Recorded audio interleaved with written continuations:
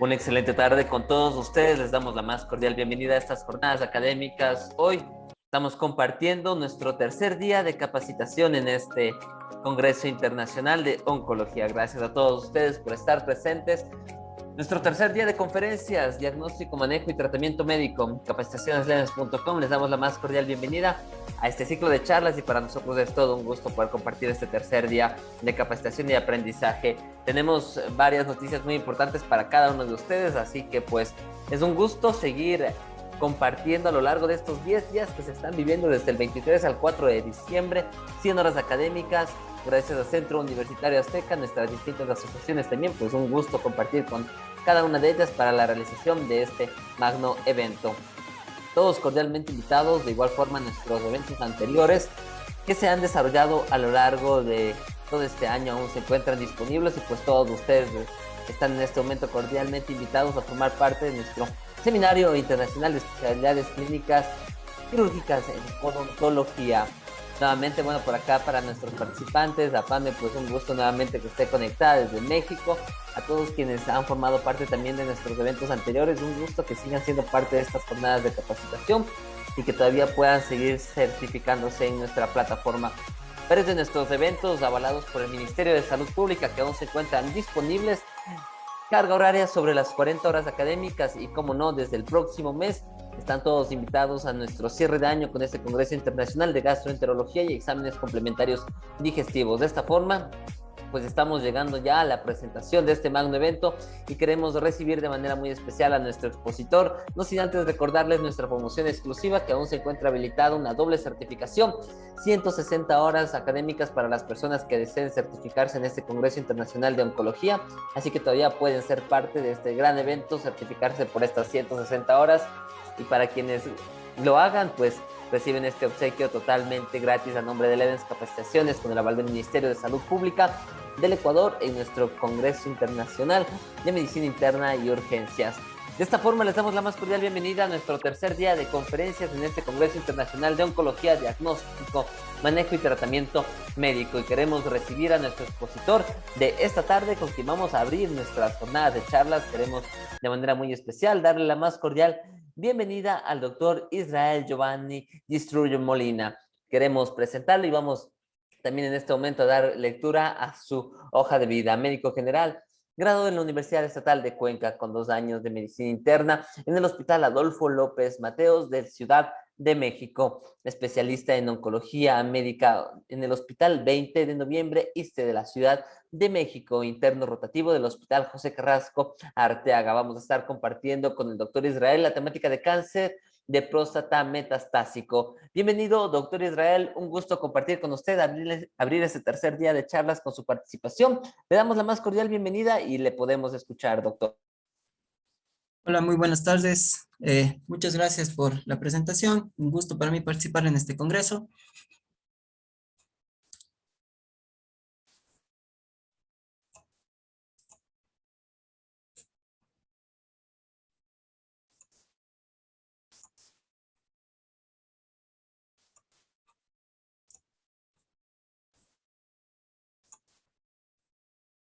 ¿Sí se puede ver la pantalla? Sí, perfectamente, doctor, lo visualizamos perfectamente. Perfecto. Bueno, el tema de hoy es cáncer de próstata metastásico. Mi nombre es Israel Estruja, oncólogo clínico. Hoy hablaremos sobre el cáncer de próstata. Como tema tenemos la introducción, un poco de historia, de fisiología, TDA, que es terapia de privación de andrógeno, tratamiento en cáncer de próstata hormona sensible metastásico y tratamiento en cáncer de próstata resistente a la castración y las conclusiones. Como introducción tenemos que el cáncer de próstata es la segunda causa en frecuencia y representa la quinta causa de muerte por cáncer, esto según datos del Globocan del 2020. Un poquito nos vamos a la historia, el doctor Charles Huggins, en donde él investigó que el papel fundamental de los andrógenos en la estimulación de las células de cáncer de próstata fue establecido por este doctor en 1941, y es así que estos hallazgos llevaron al desarrollo de la terapia de privación de andrógenos para el tratamiento del cáncer de próstata. Un poco sobre fisiología, tenemos que la testosterona es el principal andrógeno en los hombres. El 95% de la testosterona se produce en los testículos.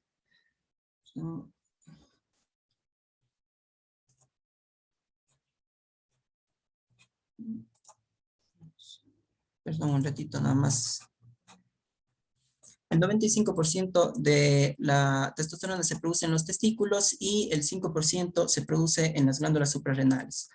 Eh, el eje está regulado por hipotálamo hipófisis, en donde se produce una serie de hormonas como el HRH. Estas estimulan las células intersticiales de Leydig para la producción de testosterona, y la testosterona se dirige a los órganos diana, como son en este caso la próstata.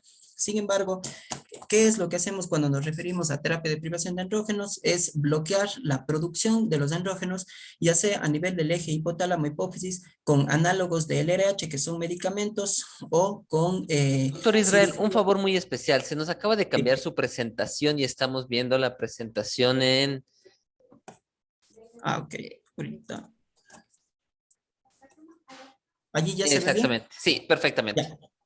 Muy bien.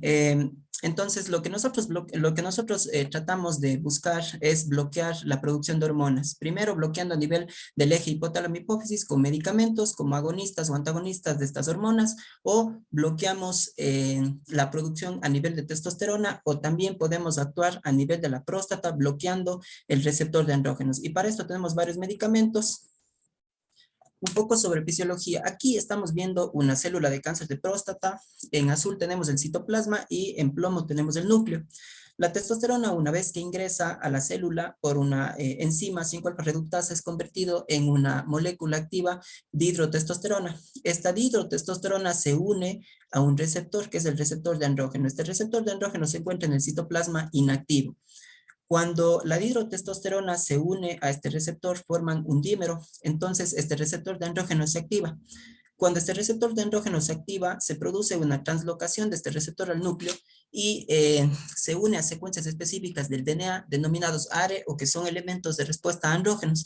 ¿Qué es lo que va a hacer esto? Inducir la expresión de genes que van a dar lugar a la proliferación celular y a genes de supervivencia celular en el cáncer de próstata. Por lo tanto, lo que buscamos con los antiandrógenos es bloquear esta translocación nuclear, es bloquear esta expresión de estos genes, y con eso inhibir la proliferación y la supervivencia de las células de cáncer de próstata. Dos medicamentos antiandrógenos nuevos, como apalutamida y enzalutamida. Conocer un poquito sobre la historia natural del cáncer de próstata. El 90% de los cánceres de próstata se presentan de forma localizada, es decir, M0. Posteriormente, ya sean tratados con algún tratamiento radical, con cirugía o con radioterapia, estos van a tener una recurrencia bioquímica que se llama por incremento del antígeno prostático específico. Si realizamos estudios de imagen, probablemente vamos a tener metástasis, y a esto se denomina M1.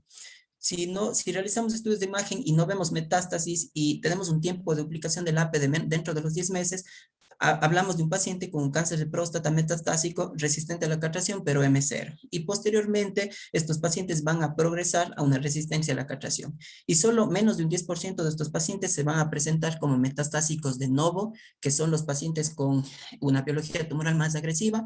Posteriormente, van a progresar a una resistencia a la castración. Tal es así que tenemos aquí algunos conceptos según la extensión de la enfermedad, y de lo que hablaremos hoy es de un paciente con enfermedad metastásica.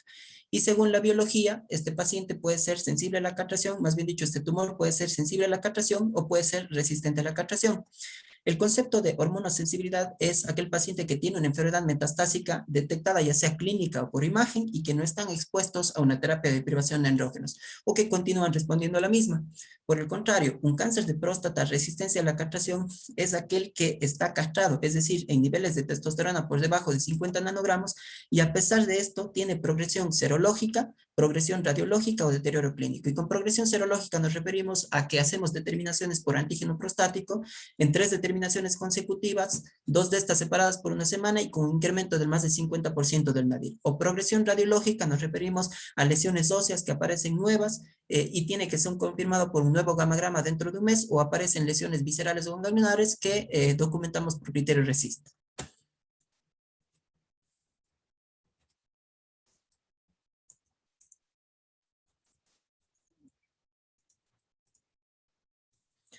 TDA significa terapia de privación de andrógena. Lo que queremos obtener con la terapia de privación de andrógena es llegar a niveles de castración, es decir, llevar a testosterona menos de 50 nanogramos. ¿Cómo obtenemos esto? Por un procedimiento quirúrgico con una ergotomía bilateral o por una terapia médica. Por terapia médica utilizamos agonistas LHRH como son leuprolide, gosereline, triptoreline, entre otros, o podemos utilizar antagonistas LHRH como degarelix y o relugolix, que es un antagonista LHRH nuevo que se administra por vía oral. En cuanto a si debemos utilizar orquiectomía o castración médica, cualquiera de las dos es eficaz, no hay diferencias en desenlaces oncológicos. Cuando comparamos los LHRH antagonistas versus los agonistas, aquí tenemos un estudio publicado en diciembre de 2008, en donde lo que busca es demostrar la no inferioridad de degarelix, que es un antagonista LHRH, versus leuprolide, que es un estándar de tratamiento y es un agonista de LHRH. El objetivo de esto era administrar esta medicación y obtener una supresión o obtener una castración por un año, y se cumple la no inferioridad. A un año, los pacientes estuvieron castrados en un 97-98% utilizando degarelix y un 96% utilizando leuprolide. Si vemos esta gráfica, con degarelix se obtiene un nivel de castración mucho más rápido, es decir, dentro de los 3 días ya se obtienen los niveles de castración con los antagonistas del LHRH, a diferencia de lo que sucede, por ejemplo, con leuprolide, en donde los niveles de castración se van a obtener más o menos entre los 14 y 21 días. Se comprueba la no inferioridad, los dos son igual de efectivos. Tenemos un nuevo estudio, el estudio GIRO, que es un estudio publicado en 2020 en New England, en donde este es un estudio con un diseño de superioridad. Se incluyen 934 pacientes, relugolix, que es el nuevo antagonista LHRH, vía oral versus leuprolide. Y lo que obtenemos aquí es que un 96% de estos pacientes están castrados a un año versus un 88% de estos pacientes con leuprolide. Por lo tanto, se comprueba la superioridad de relugolix versus leuprolide y se considera una opción de tratamiento más. Para entrar ya en detalle en el tratamiento del cáncer de próstata metastásico hormonosensible.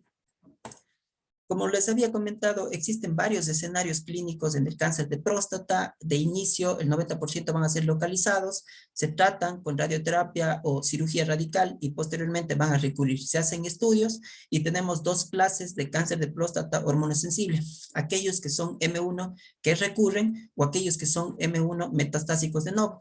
El tratamiento estándar para este tipo de tumores es la terapia de privación de andrógenos, pero ahora se han agregado nuevos tratamientos sistémicos a más de la terapia de privación de andrógenos, y esto es agregar quimioterapia, ya sea docetaxel, agregar antiandrógenos nuevos como enzalutamida o apalutamida, o agregar abiraterona.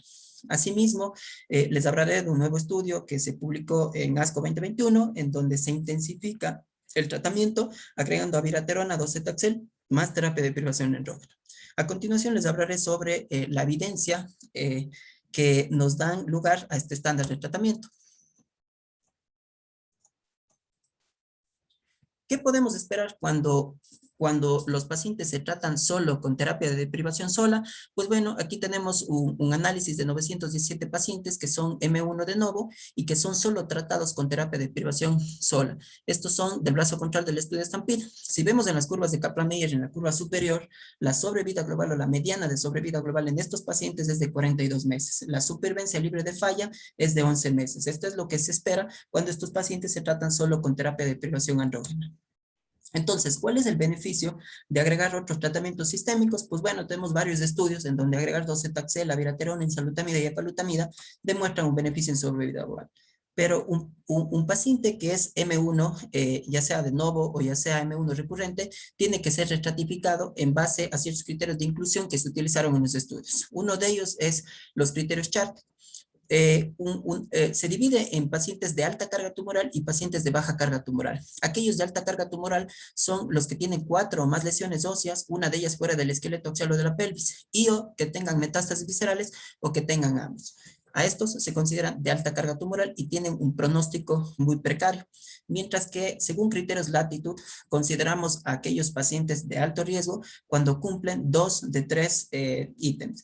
Uno que tenga Gleason de 8 más, otro que tenga metástasis óseas de 3 o más y otros que tengan metástasis viscerales. Si cumple con 2 de 3, quiere decir que estos pacientes son de alto riesgo.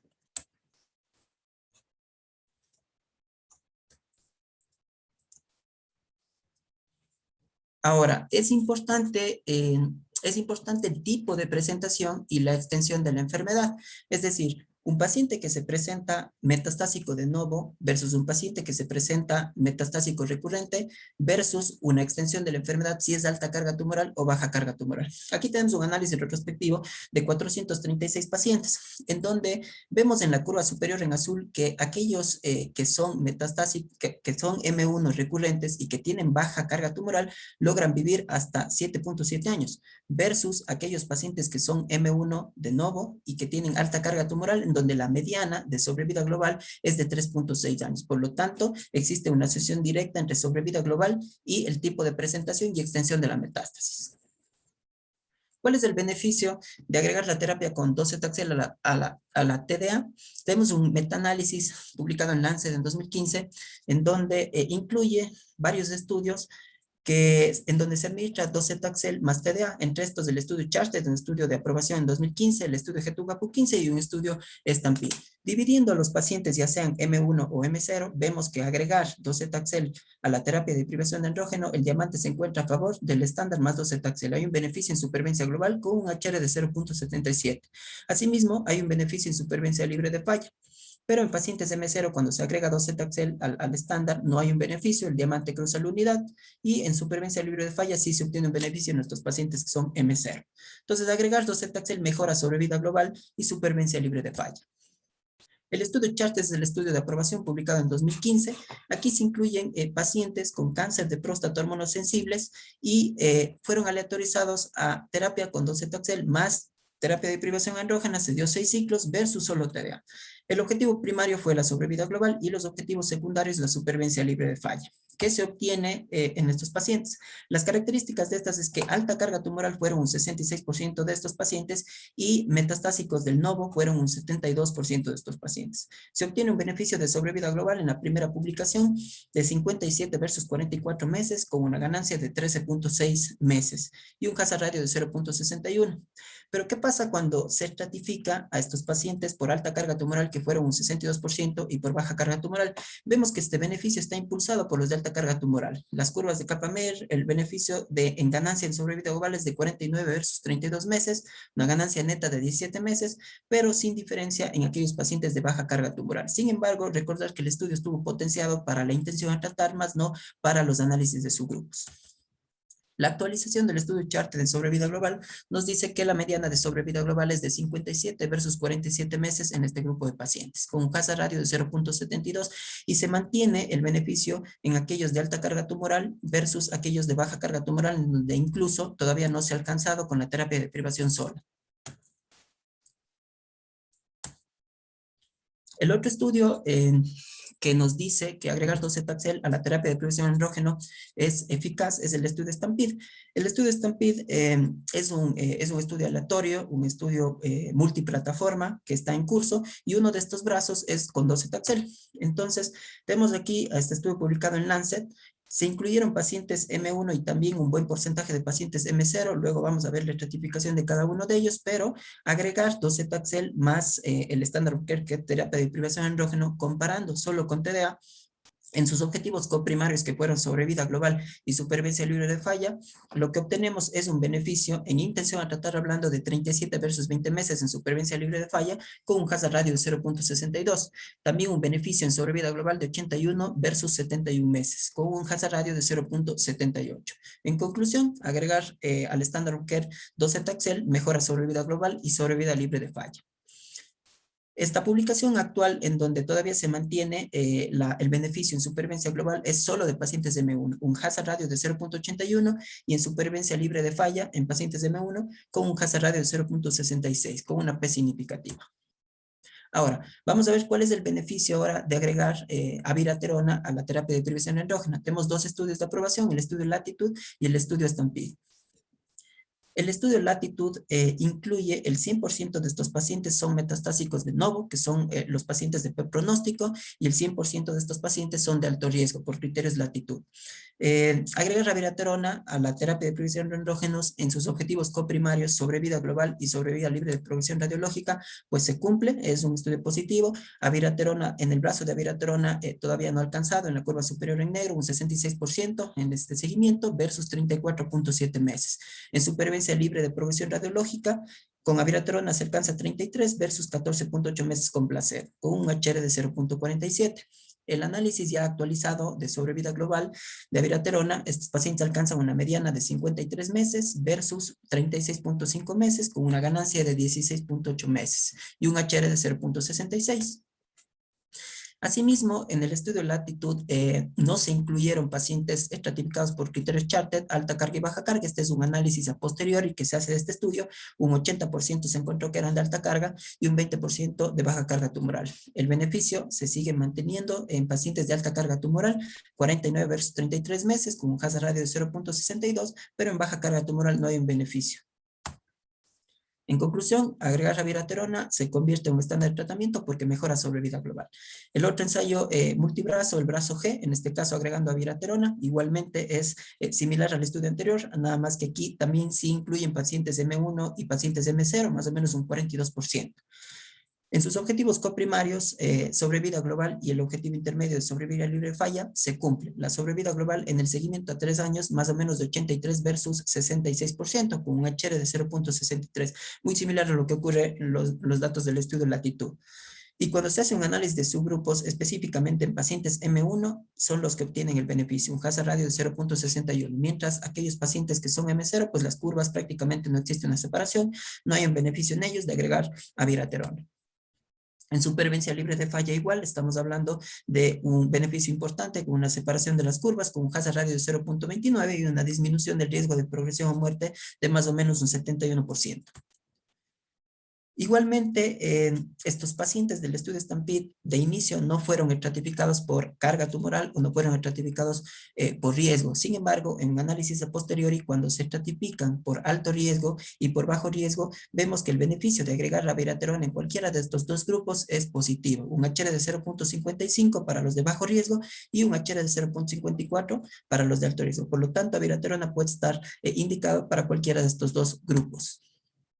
Ahora, utilizar docetaxel o utilizar abiraterona, ¿qué es mejor?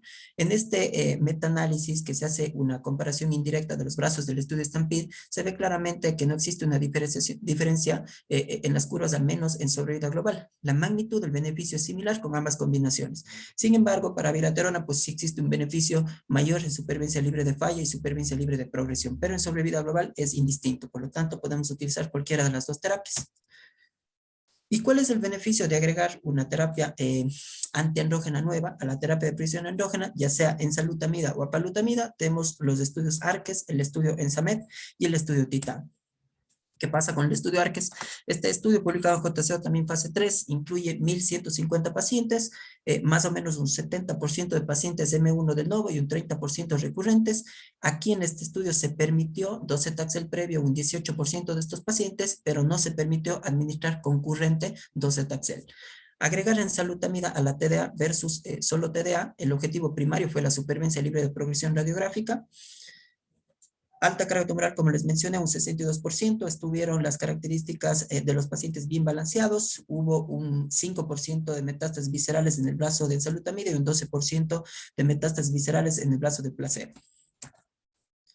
El objetivo primario en supervivencia libre de progresión radiológica se cumple, 84 versus 64 en el punto de seguimiento, con un hazard radio de 0.39.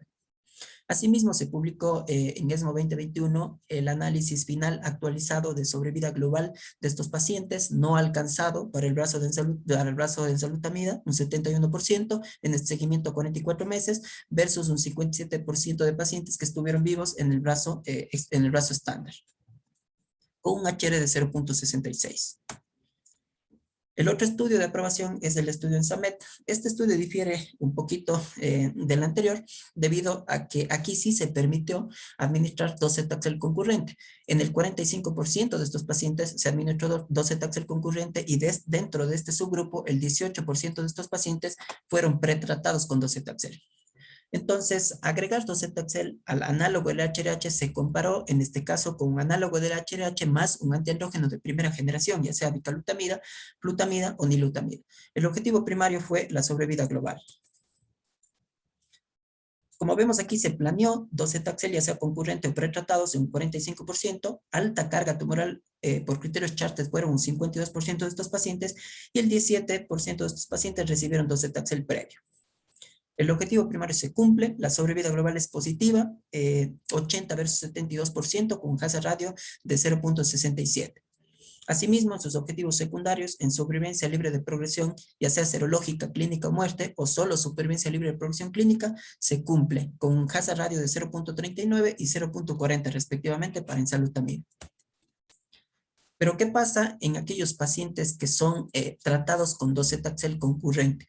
En las curvas de Kaplan-Meier superiores vemos a aquellos pacientes que son tratados de manera concurrente con docetaxel, con ensalutamida y con terapia de privación de andrógeno. La supervivencia libre de progresión es positiva, pero la sobrevida global no es positiva. Y en las curvas de Kaplan-Meier inferiores vemos a aquellos pacientes en donde no se trató concurrente, sino son tratados con TDA más ensalutamida. Hay un beneficio claro en supervivencia libre de progresión y en supervivencia global. ¿Qué nos quiere decir esto? Que probablemente la concurrencia o el tratamiento intensivo de docetaxel más ensalutamida no es efectivo en sobrevida global en estos pacientes de alta carga tumoral. Diferente al estudio PACE 1 que les hablaré más adelante, en donde intensificar el tratamiento sí demostró un beneficio. Ahora tenemos el estudio TITAN, también un estudio fase 3 publicado en New England, ahora con apalutamida. Es muy similar al estudio ARCES, aquí sí se permitió docetaxel previamente pretratados con docetaxel, un 18%, pero no se permitió docetaxel concurrente. Apalutamida versus más TDA versus TDA sola, los objetivos coprimarios fueron sobrevida global y sobrevida libre de progresión radiológica. Lo que se puede ver aquí es que aquellos pacientes con alta carga tumoral son un 62%, muy similar a los estudios previos. Aquellos con baja carga tumoral representan un 38% y previo docetaxel más o menos un 11%.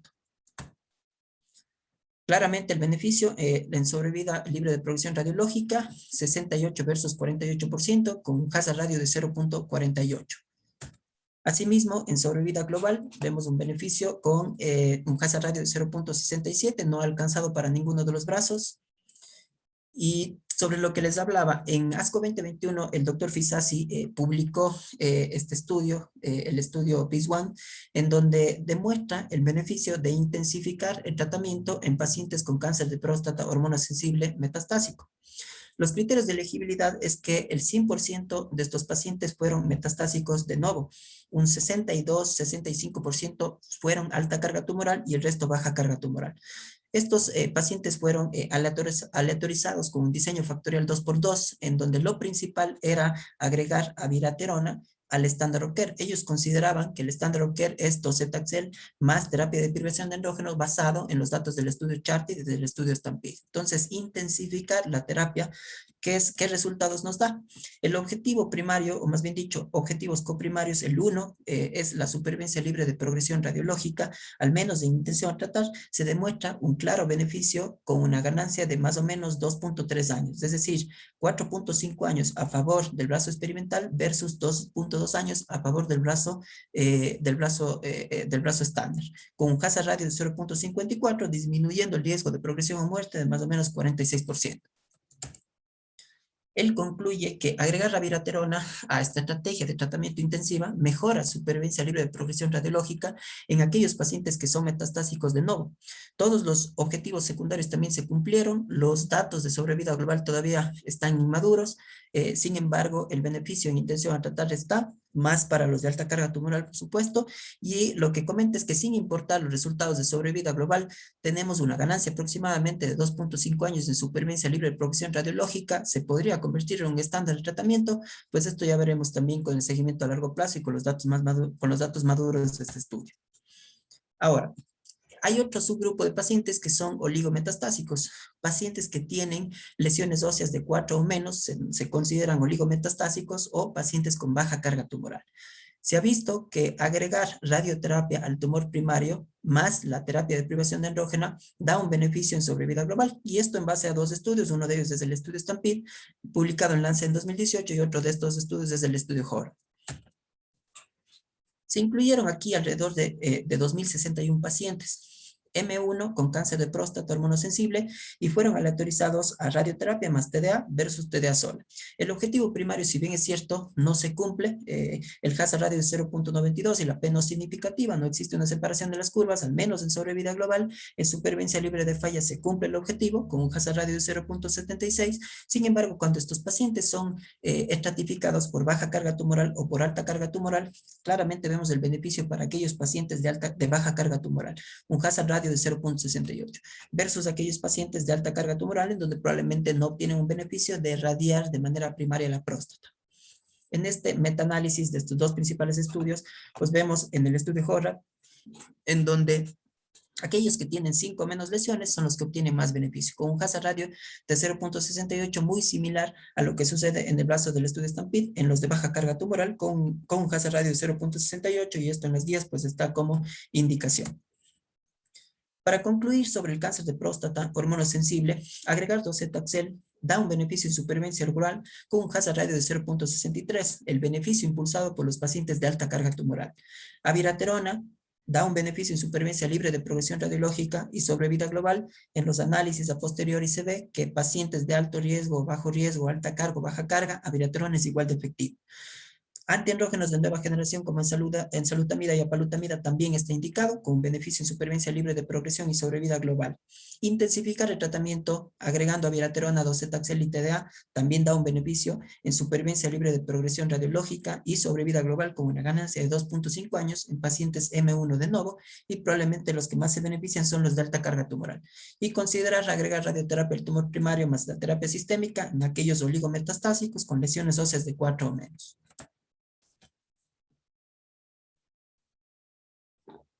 Ahora, en cuanto al cáncer de próstata resistente a la castración, esto es otro escenario clínico.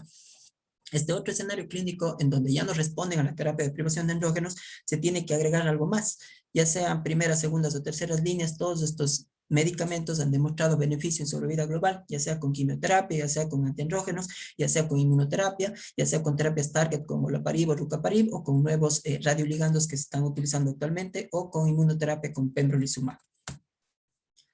En cuanto a la aprobación de estas terapias sistémicas a lo largo de los años, uno de ellos es en el 2004, cuando docetaxel se compara con mitoxantrona, en donde da un beneficio en supervivencia global, al menos esto con quimioterapia. Son pacientes no pretratados resistentes a la castración. Asimismo, podemos utilizar terapias orales en pacientes pretratados con quimioterapia o pacientes no pretratados con quimioterapia. Si los pacientes son no pretratados con quimioterapia, administrar en una primera línea enzalutamida o abiraterona han demostrado un beneficio en supervivencia global.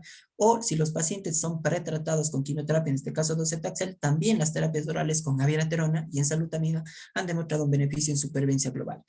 Asimismo, en segundas o terceras líneas tenemos estudios de aprobación en base a datos del estudio TROPIC. Cabazitaxel demuestra un beneficio en supervivencia global, y en base a datos del estudio CART, cabazitaxel en tercera línea también demuestra un beneficio en supervivencia global. Otras terapias como radio 223 se ha demostrado un beneficio en sobrevida global, y terapias dirigidas en segundo más líneas en pacientes que progresan a taxano y o progresan a antiandrógenos, o olaparib ha demostrado un beneficio en el estudio PROFOUND, y este nuevo estudio último con este radioligando, esta terapia con radioligandos, lutecio 167 PSMA, también ha demostrado un claro beneficio en supervivencia global. Iremos hablando de cada uno de estos estudios a posterior, y también hacer hincapié sobre todo en cáncer de próstata resistente a la castración, el beneficio que obtienen estos pacientes en sobrevida global y en retrasar el primer evento esquelético relacionado, ya sea aplicando ácido zoledrónico y, más efectivo aún, aplicando denosumab. Entonces, todos estos de aquí son estudios fase 3 con ventaja en supervivencia global. El primero, tenemos una primera línea, administrar quimioterapia en base de datos del TAC-327 cuando se compara con docetaxel versus mitoxantrona en pacientes ya sean sintomáticos o no, hay un beneficio en supervivencia global de 19 versus 16 meses. Asimismo, si los pacientes no son pretratados con quimioterapia, es decir, vírgenes a quimioterapia, tenemos varios estudios de aprobación. Uno de ellos es inmunoterapia con cipolesulti en base a datos del estudio IMPACT, en donde incluyó pacientes sintomáticos sin metástasis viscerales y con una supervivencia, una supervivencia de más de 6 meses que alcanzan una sobrevida global de 25.8 versus 21.7 meses. El estudio COA 302 con abiraterona también incluye un grupo de pacientes que no tienen metástasis viscerales y sin ser pretratados con docetaxel. Alcanzan sobrevidas globales de 34.7 versus 30 meses. El estudio PRIVEL con ensalutamida, pacientes asintomáticos o mínimamente sintomáticos, un beneficio igualmente en supervivencia global de 35 versus 31 meses. El estudio ALCINCA con radio 223, un emisor de partículas alfa, cuyo target o cuyo objetivo es los osteoblastos versus comparado con otras terapias, demuestran un beneficio en pacientes, aquí se incluyeron pacientes tanto pretratados con docetaxel como sin docetaxel y fueron pacientes sintomáticos. El beneficio en supervivencia global de 14.9 versus 11 meses.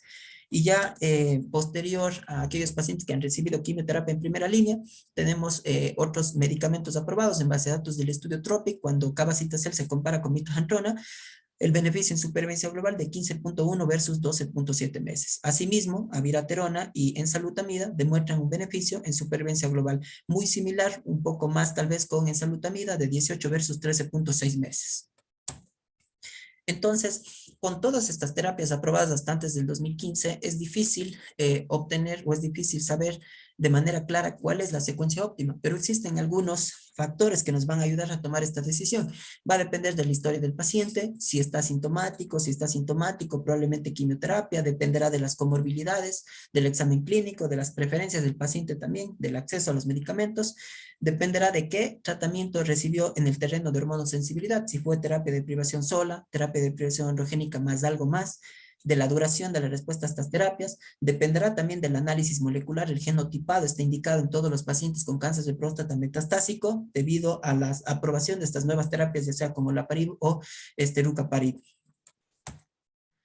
Tenemos una tercera línea y esto de manera indirecta nos va a decir más o menos cómo secuenciar estos pacientes. El estudio CART es un estudio fase 3 en donde incluyó a pacientes con cáncer de próstata resistente a la castración que fueron pretratados el 100% con quimioterapia, en este caso docetaxel. Posterior, estos pacientes habían progresado y se les había dado ensalutamida o abiraterona y fueron aleatorizados a una tercera línea o más. Cabazitaxel más prednisona y más factor estimulante de colonias, versus si el paciente había progresado a abiraterona se le daba ensalutamida o si había progresado en ensalutamida se le daba abiraterona, es decir, una terapia oral. El objetivo primario fue la supervivencia libre de progresión y el objetivo secundario la supervivencia global.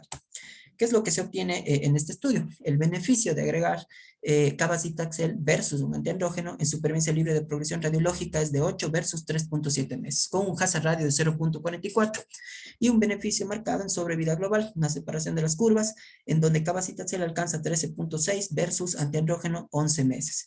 Y se obtienen mayor porcentaje de respuestas administrando quimioterapia, mayor porcentaje de respuesta con AP de más de 50% de disminución, más o menos de un 35 versus un 13.5%. Entonces, lo que quiere decir esto es que probablemente la secuencia de tratamiento es mejor dar quimioterapia de inicio, luego, bueno, si damos quimioterapia, luego un mecanismo de acción diferente con antiandrógeno y posteriormente quimioterapia, pero la secuencia terapia oral parece que no es la mejor, probablemente debido a mutaciones de resistencia que aparecen y entre estas hablando de RAB7, que es una de ellas. En cuanto al cáncer de próstata resistente a la castración y reparación del DNA, existen genes en donde se encuentran alterados, sobre todo los genes encargados de la reparación por recombinación homóloga, en donde se han visto mutaciones de línea germinal en hasta un 12% en pacientes M1 resistentes a la castración y en un 5% de pacientes con cáncer de próstata localizado. También se han visto mutaciones somáticas en un 10%. Las principales mutaciones de los genes involucrados en reparación de recombinación homóloga es el BRCA2. El BRCA2 es el más frecuente, hasta un 44%, seguido por mutaciones en ATM, hasta un 13%, 12%, CHEK2 un 12% y menos frecuente BRCA1 un 7%. Es entonces que se hablan de terapias dirigidas por genotipo molecular, en donde tenemos este ensayo, el ensayo PROFOUND. Se incluyen pacientes con cáncer de próstata resistente a la castración que progresaron alguna terapia antiandrógena y que algunos, más o menos un 45 o un 50%, progresaron también a quimioterapia, ya sea con docetaxel o un 15% que progresaron a cabazitaxel y que tienen alguna alteración en algún gen de reparación por recombinación homóloga. Tenemos dos cortes de estos pacientes, la corte A, que fue el objetivo primario para el cual fue potenciado el estudio, incluyen 3 mutaciones, BRCA1, BRCA2 y mutaciones en ATM. Y la corte B, que son otras mutaciones que se incluyen 12, las que están nombradas en rojo. Entonces son aleatorizados estos pacientes a olaparib versus una terapia target, ya sea enzalutamida o abiraterona. Se permitió el crossover y de hecho hubo un buen porcentaje de pacientes que se cruzaron el brazo de olaparib, y la corte 2 como objetivos secundarios. El objetivo primario fue la supervivencia libre de progresión radiológica en esta corte A, determinado por criterio RECIST y también por el grupo 3 del trabajo de cáncer de próstata. ¿Qué es lo que se obtiene en la corte A? Hay un beneficio en supervivencia libre de progresión radiológica. Alcanzan 7.3 meses con olaparib versus 3.5 con una terapia antiandrogénica. Cuando vemos el análisis de subgrupos, en aquellos pacientes BRCA1 y BRCA2 son los que obtienen el beneficio. Olaparib alcanza 9.8 meses versus el brazo control de 3 meses. Si nos vamos a otros genes, probablemente olaparib no demuestra un beneficio en ATM, en CDX2 y en otros genes. Esto para supervivencia libre de progresión radiológica. Para supervivencia global también el estudio es positivo en intención a tratar, y si vemos la corte de BRCA1 y BRCA2 alcanza una mediana de sobrevida global de 19 versus 15 meses con olaparib, mientras que para ATM y CDX2 no hay el beneficio. Y como les había mencionado, en este estudio hay un buen porcentaje de entrecruzamiento, hasta un 80% de los pacientes reciben olaparib. Otro medicamento aprobado es rucaparib. Este es un estudio fase 2 en donde incluye pacientes con cáncer de próstata resistente a la castración. En este caso, solo tenían mutaciones BRCA1 y BRCA2 y fueron todos pretratados con quimioterapia y pretratados con terapia target. Es un estudio de un solo brazo en donde en estas gráficas de cascada pues se puede observar una tasa de respuesta en aquellos pacientes con enfermedad medible de hasta un 50% y respuestas completas de hasta un 6%. Si nos vamos a las tasas de respuesta por antígenos, en aquellos con enfermedad no medible, también se alcanza un buen porcentaje, hasta un 54%. Tal es así, pues, que bueno, rucaparib está aprobado para aquellos pacientes BRCA mutados y que han progresado a quimioterapia y han progresado a terapia target, ya sea antiandrógeno con enzalutamida o con abiraterona. Y olaparib está aprobado para pacientes con cáncer de próstata resistente a la castración que han progresado a alguna terapia target y pudieran haber progresado o no a un taxano. Ahora, se presentó en ASCO 2021 esta nueva terapia que se administra como tercera línea o más, que es lutecio PSMA 617. Esta es una terapia innovadora con radioligandos, en donde se administra radiación beta hacia las células de cáncer de próstata que expresan PSMA. Aquí se les hizo a todos un PET-CT con PSMA, galio 68. Todas las células que expresan PSMA es a donde se liga el lutecio, y lo que va a producir es radiación beta, daño directo en estas células y también en el tejido circundante, a diferencia de lo que sucede con radio 223, en donde se emite radiación alfa y esta radiación alfa se dirige como target a los osteoblastos. Esto se dirige a las células de cáncer de próstata y también al estroma circundante. Entonces, el estudio Vision es un estudio en donde se incluyen pacientes que ya han recibido 2 o más terapias antiandrogénicas o podían haber recibido 1 o 2 líneas de taxanos. Casi un 49% y un 42% ya habían sido pretratados. Se da como tercera línea o más. Fueron aleatorizados 2-1 a lutecio 177 PSMA, alrededor de 7.4 kilobecquereles cada 6 semanas, versus el estándar of care, que es lo que se obtiene en su objetivo primario. La supervivencia libre de progresión radiológica es positiva, más o menos de 8.7 versus 3.4 meses, con un hazard radio de 0.40. Y el análisis en sobrevida global también en todos los pacientes es positivo, alrededor de 15 meses versus 11 meses con un HR de 0.62. Las respuestas también se alcanza un gran porcentaje de respuestas parciales de un 42% y hasta respuestas completas de un 9%. ¿Qué tenemos sobre el cáncer de próstata e inmunoterapia? los inhibidores de puntos de control inmune no han sido tan efectivos en cáncer de próstata.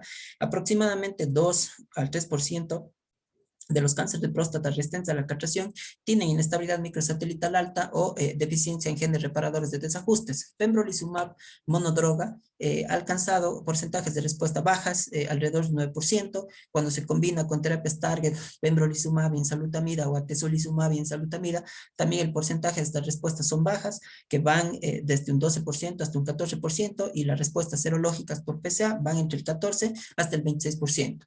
Uno de los estudios de canasta en donde se incluyen muchos tipos de tumores, el COSMIC 021 en fase 1B, probablemente es el que esté dando mejores resultados, con atezolizumab más cabozantinib en aquellos pacientes ya sean pretratados o no con quimioterapia, alcanzan tasas de respuesta de un 34% y la tasa de respuesta serológica de hasta un 29%.